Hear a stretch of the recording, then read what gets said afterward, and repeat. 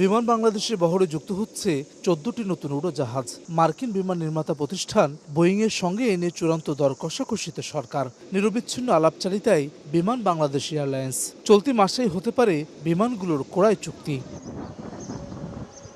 Boeing থেকে বিমান কেনাসহ aviation খাতের সার্বিক দিক নিয়ে সচিবালয়ে প্রধানমন্ত্রীর সঙ্গে বৈঠক করেন বিমানমন্ত্রী, প্রতিমন্ত্রী ও সংশ্লিষ্টরা। পরে বিমান প্রতিমন্ত্রী জানান, 30 এপ্রিলের মধ্যেই বোয়িং থেকে বিমান কেনা এবং লিজ নেওয়ার বিষয়ে কাজ শুরু করেছে সরকার। 30 এপ্রিলের মধ্যেই আমরা বোয়িংয়ের সঙ্গে চুক্তি করতে যাচ্ছি।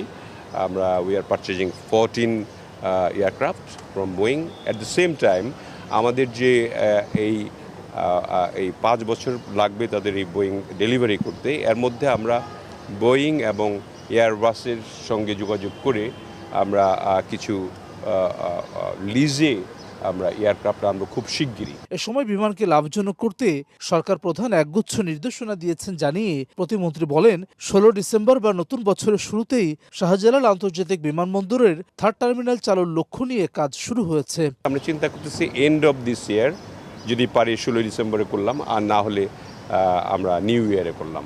এরকম ধরনের একটা চিন্তাভাবনা আমরা করেছি। এটা রাফ আলোচনা হয়েছে। তিনি এমন নির্দেশনা দিয়েছেন যে আপনাদেরকে এখানে দায়িত্ব দেওয়া হয়েছে এটাকে লাভজনক করতে হবে। অন্য এয়ারলাইন্সগুলো লাভ করতে পারলে আপনারা করতে পারেন না কেন? অতএব আপনারা খতিয়ে দেখে যেটা হলে লাভ করতে পারবেন সেটাই আপনাকে করতে হবে। এছাড়া নতুন অর্থ বছরের বাজেট ঘোষণার পর কক্সবাজার বিমানবন্দর থেকে আন্তর্জাতিক ফ্লাইট চালুর পরিকল্পনার কথাও জানান বিমান প্রতিমন্ত্রী। হাসান ওয়ালি, সময় সংবাদ, ঢাকা।